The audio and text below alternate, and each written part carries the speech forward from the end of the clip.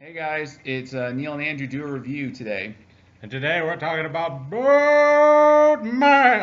Unfortunately, it is not based off of the old Hanna-Barbera cartoon. This one stars Michael Keaton, Emma Stone, and Edward Norton in what is sure to be one of the weirdest movies I've seen this year.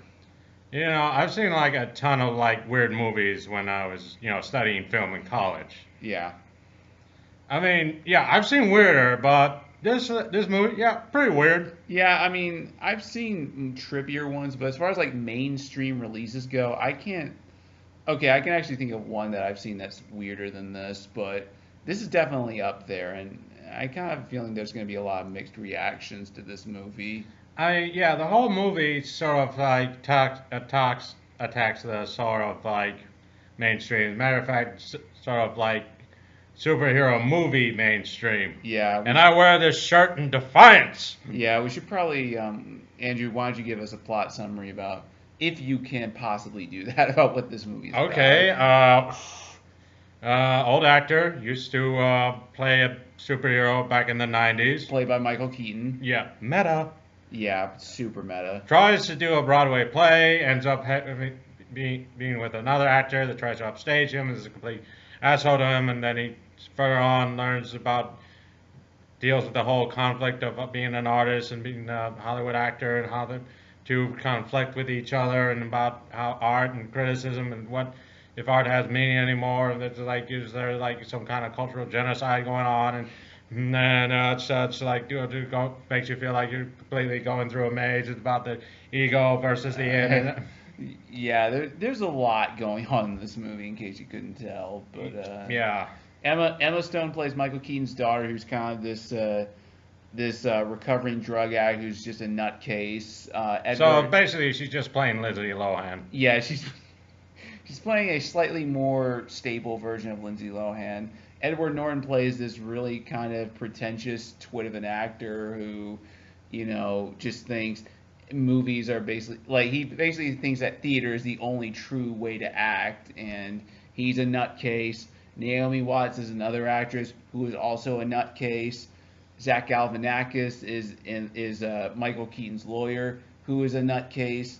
Pretty much everyone in this movie, in some form or another, is a nutcase. I don't know. Aren't we all nutcases? Is not society itself insane? Yeah, this is I guess if you want to go I that don't know. way, Was that what the director was doing? you tell me. We should probably. I guess I should probably say, just for me personally, there are a lot of really bizarre movies I like. The Eternal Sunshine of the Spotless Mind, Waking Life come to mind.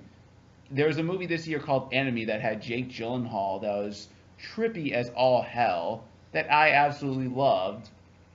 This I have no idea how to react to. I know it's been getting terrific reviews, but I just don't know if I get this movie. Yeah, I don't know. Just left the movie is like, I don't know. It's like you just feel you mix emotions like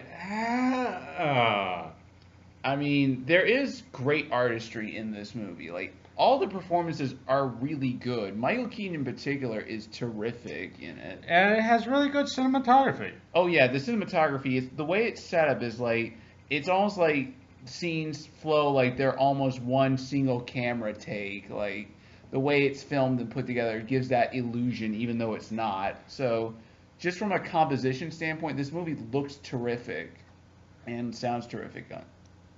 Okay, so Neil, what kind of grade do you want to give it?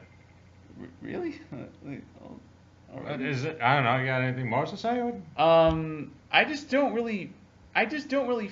I think my biggest problem with this movie really doesn't have anything to do with the movie itself. It's just I left really confused about what the director was trying to say because Well, I think he tries to summarize in the Facebook that he doesn't like superhero movies. He doesn't like the mainstream. I think that was the whole point of the film, wasn't it? I guess I just well the honestly I kind of feel like the structure of this movie really didn't. This movie didn't really click with me all that much, and I'm trying to figure out why that is. Just because, the movie is ostensibly about Michael Keaton's character kind of going crazy from the stress of putting on this production and trying to get his career back going. But there are some issues because like people like Edward Norton's character and Naomi Watts is in this movie too, and Zach Galifianakis. They are all major characters that disappear for long stretches of time, and really, It's like, yeah, I'm here, gonna say like an epic monologue, do a few lines, and then poof, I'm gone. yeah. I mean, I just it really seems like they're gonna have bigger character arcs than they really do. Like Naomi Watts in particular really stands out. Like you have this great actress like Naomi Watts. Yeah, you're not really. Yeah, you're kind of also kind of confused about the relationship of characters because I don't think is there like any other character development or was it? I mean, Michael Keaton and his daughter are like the main ones that have like a real character arc to them. His daughter kind of the way his daughter kind of develops is kind of a problem just because she's one of these daughters that her dad was never around because he's this big superhero, and obviously she has a bunch of issues regarding that. But I just never really felt like I connected with what these issues really are, just because there's not really a lot of scenes where them two are just interacting with each other. It's mainly her and Edward Norton interacting, and even that relationship kind of goes nowhere in the end of it. I don't know. Some characters hook up and they never really deal with that. Yeah, there's not really any consequence, not really consequence, but also no follow up with them hooking up. It really seems like. I just, like I said, Michael Keaton gives a terrific performance in this. It's just from a pure acting Yeah, standpoint. big ups to Michael Keaton. Yeah, like this is a terrific performance. I honestly think the film itself just kind of lets him down, just because I personally just never really connected with his character. He was this big superhero actor, but I never really got the sense about what kind of character he was before, during, and after the whole superhero movie. Yeah, it would have helped if they like showed like a trailer or some clips or some kind of like stuff like I don't know a cereal commercial. Yeah, I mean, I just think there are ways that they could have conveyed what Michael Keaton's character was and how he developed into this kind of weird nutso case that he was in the beginning of this movie. Like, there aren't really. I mean, there are scenes where he does like talk to people about like his life and his career, but like I don't know what it is about this movie. This movie just never really clicked with me on any kind of real structure. Well, I don't know. It kind of clicked with me in most places about reflecting about art and like if I was thinking like if I ever like conflicted to like get into the film business if I wanted to they're always conflicted about art and business and art.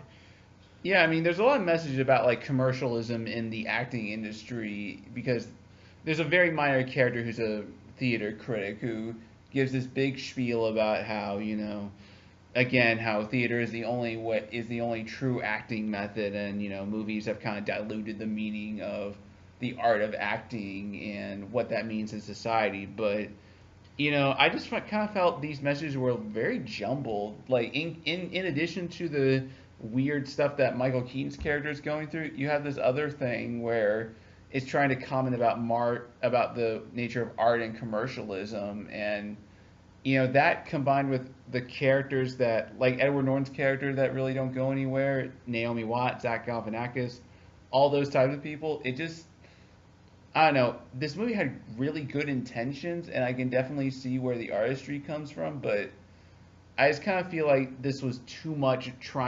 the director Alejandro Inarritu was trying to do a little too much for my personal taste with this.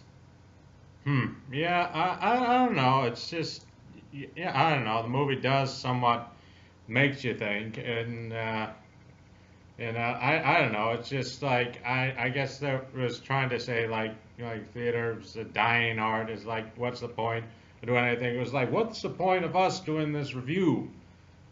I just like doing them. Yeah, same here. It's like if you like acting like vote, they just vote. Just do it. I don't know. I mean, don't overthink it. Just do it. Yeah, exactly. Well, we did a counter message to that movie. you see that, Inaritu? We did it, and we did it in 10 minutes. So what do you? Boom.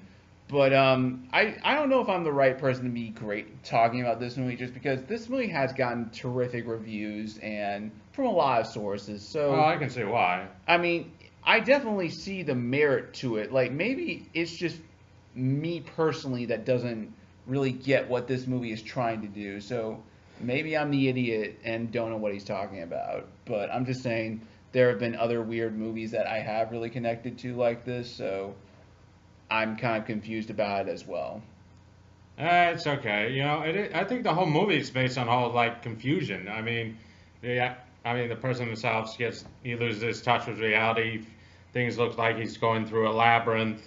Right. There are some great scenes though in this. Like Michael Keaton's character has this inner voice that is the Birdman character that he played, and there's a lot of really cool interactions with them. It's sort of like a man talking to his inner id, if you will. Yeah, I love that. Yeah, those are the best scenes in the movie to me. There's one in particular near the end that is like really breaks the fourth wall in some really kind of creative ways, and just I kind of wish the movie had more of that kind of stuff where it kind of went more into kind of how Michael Keaton and Birdman perceive the world rather than this stuff with the other characters that really doesn't go anywhere. Like I kind of wish the movie was had more of that, less Edward Norton not doing anything really.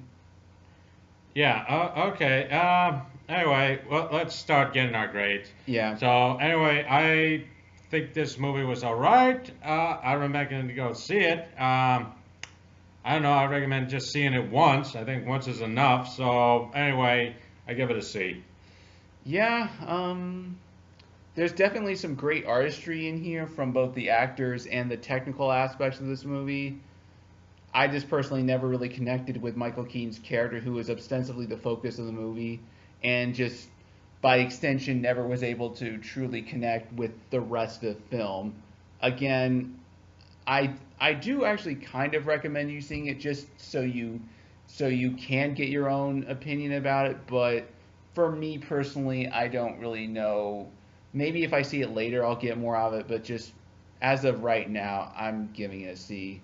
I kind of wish I could give it more, but I gotta be honest, it just didn't really work for me all that much. Oh, okay. Well, there you have it. That was Birdman, and thanks for watching, guys. We'll continue this show, and see you next time. Right. See ya.